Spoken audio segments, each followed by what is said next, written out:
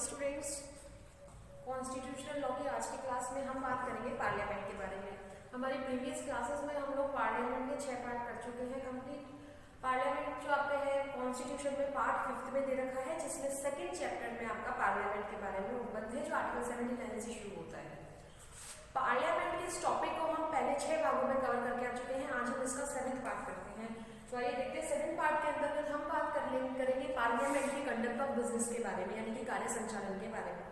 किस तरह से पार्लियामेंट में कार्य का संचालन होता है, किस तरह से जो सदस्य हैं वो शपथ किसके समक्ष लेंगे, ठीक है।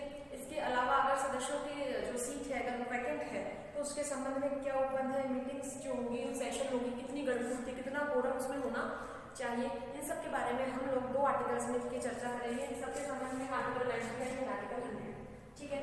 अब आर्टिकल 99 से शुरू करते हैं हम लोग। आर्टिकल 99 देखिए, कहने को तो ये बहुत ऐसा लगता है कि थोड़ा सा बोरिंग सा, लेकिन यहाँ पर जो है ना बहुत सारे क्वेश्चंस आपके कॉम्पिटिशन एग्जाम्स में से या पार्लियामेंट वाले चैप्टर्स में से पूछे जाते हैं। इसलिए हमें इन धाराओं को आप जब भी क्लास लें तब या तो आप अपने बेरेट को लेकर बैठे या फिर जो ये कंटेंट आपको अवेलेबल करवाया जाता है उनको सामने लेकर बैठे और साथ के साथ आप अपने अंडरलाइन उस पर करते जाए। कीवर्ड्स अगर आप याद रखेंगे तो इजीली आपको याद हो जाएगा।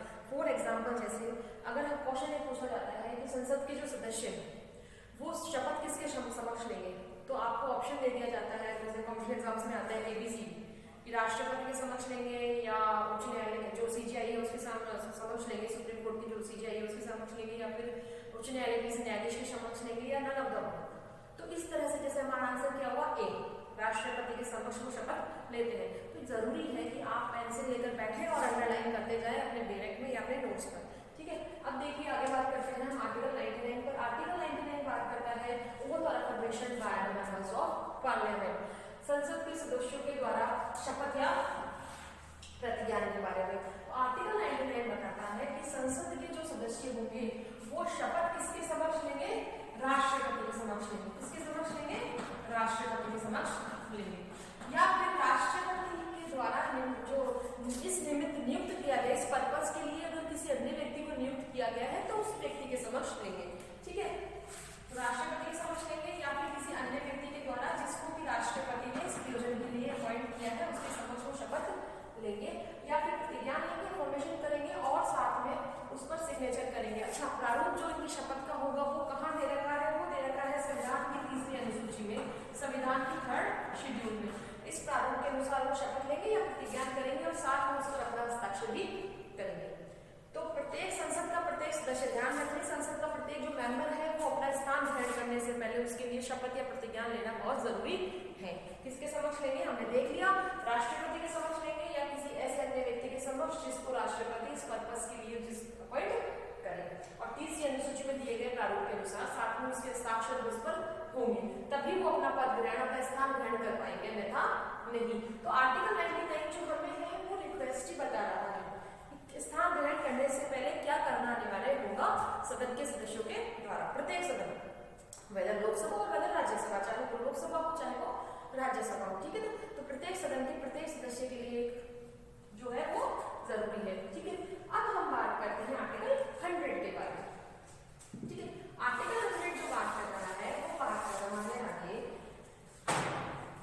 वोटिंग इन हाउसेस, सदनों में मतदान के संबंध में, ठीक है ना, कि सदन में मतदान कैसे होगा, कितना कोरम होना चाहिए, कोई सीट अगर वैकेंट है तो क्या प्रोसीडिंग वैलिड मानी जाएगी या नहीं, ठीक है। या कोई मान लीजिए ऐसा कोई मेंबर आके बैठ गया जो कि वैलिड था ही, मतलब जिस था ही नहीं बैठने का, जो मीटिंग अटेंड करने के लिए क्वालिफाई था ही नहीं, फिर भी उसने मीटिंग अटेंड कर ली, या फिर भी उसने अपनी वोट कास्ट कर दी, अपना मत दे दिया, तो उसके बाद सदन की कार्यवाही का क्या होगा, ठीक है। तो इस सब सवालों का जवाब हमें कौन देता है, अनुच्छेद 100, article 100। Article 100 concerns voting in houses, power of houses to act notwithstanding vacancies and quorum. ये बात करता है सदनों में मतदान के संबंध में, रिक्तियों के होते हुए भी सदनों के कार्य करने की शक्ति। ये कहता है कि भले भी रिक्तियां हो, वैकेंट हो कोई सीट मेंबर की, फिर भी संसद को क्या है, संसद के दोनों सदनों को क्या है, कार्य करने की शक्ति प्राप्त है, और साथ में कोरम के बारे में भी मैं आपको बताऊंगी, ठीक है। तो देखिए आर्टिकल 100 को हम लोग 4 पार्ट्स में डिवाइड करते हैं और फिर हम इसको पढ़ते हैं, ठीक है। आर्टिकल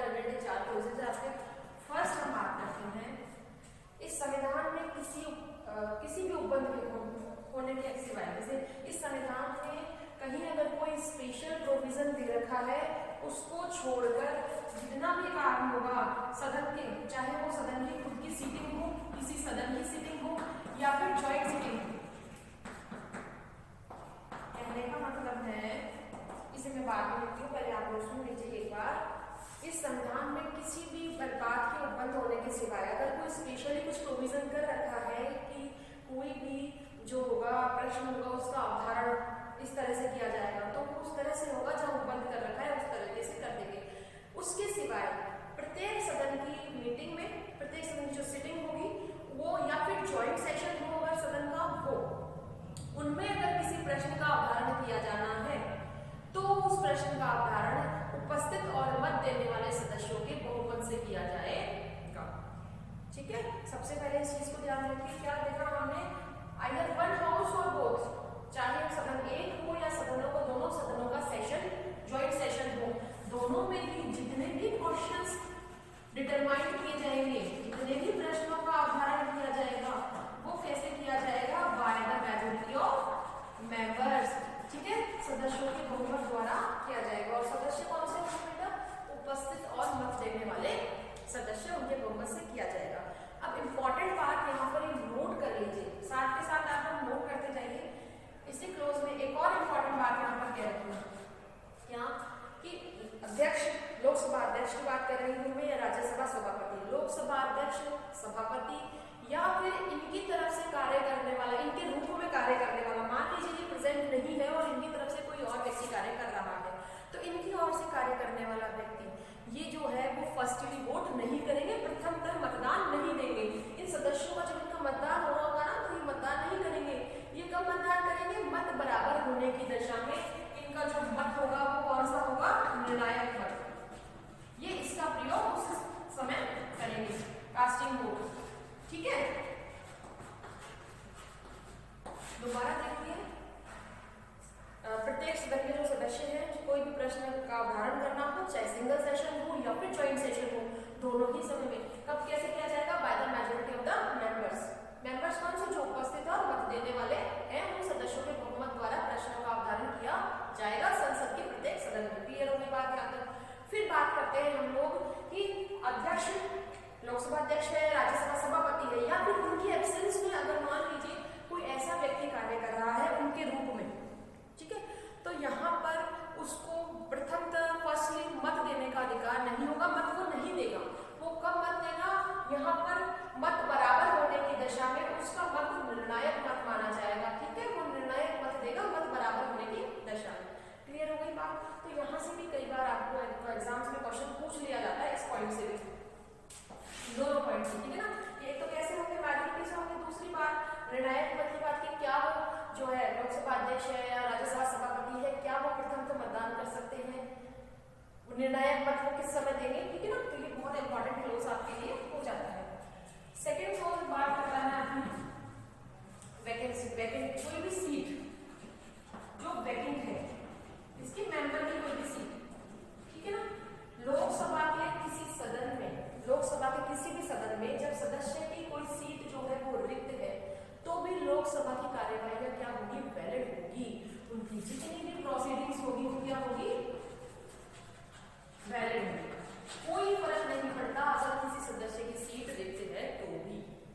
एक बात तो ही क्लियर हो गई बात कि यहाँ जैसे हमने हेडिंग में पढ़ा था ना कि रिक्ति के होते हुए भी सदस्य जो है अपनी उसको कार्य करने की शक्ति है, उसको कोई फर्क नहीं पड़ता, वो अपनी प्रोसीडिंग्स जारी रखेगा भले ही मेंबर्स की सीट वैकेंट हो। एक बात तो ये हो गई।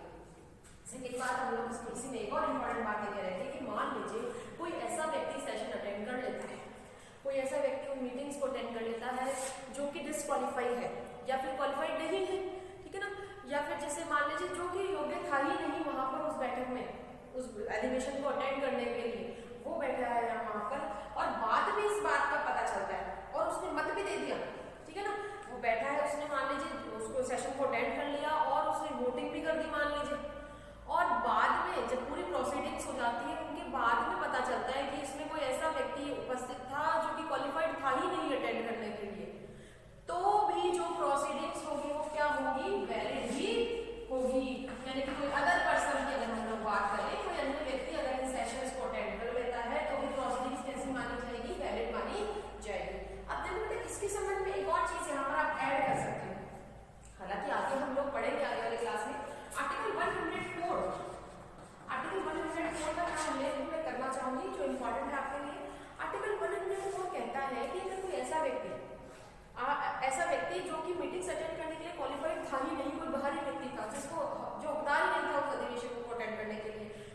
अटेंड कर लेता है या फिर वो अपना वोट भी दे देता है, तो ऐसे व्यक्ति पर पेनल्टी लगाई जाएगी ₹500 पर डे। ऐसे व्यक्ति पर 500 रुपए प्रत्येक दिन के लिए, ध्यान रखिएगा, पर डे, भाई जितने दिन उसने सेशन अटेंड किया उतने दिन उसको प्रत्येक दिन के लिए उसको 500 रुपए पेनल्टी के देने होंगे। और ऐसा जो ऋण है वो सॉरी ऐसी जो पेनल्टी है वो संघ द्वारा ऋण के रूप में वसूल की जाएगी।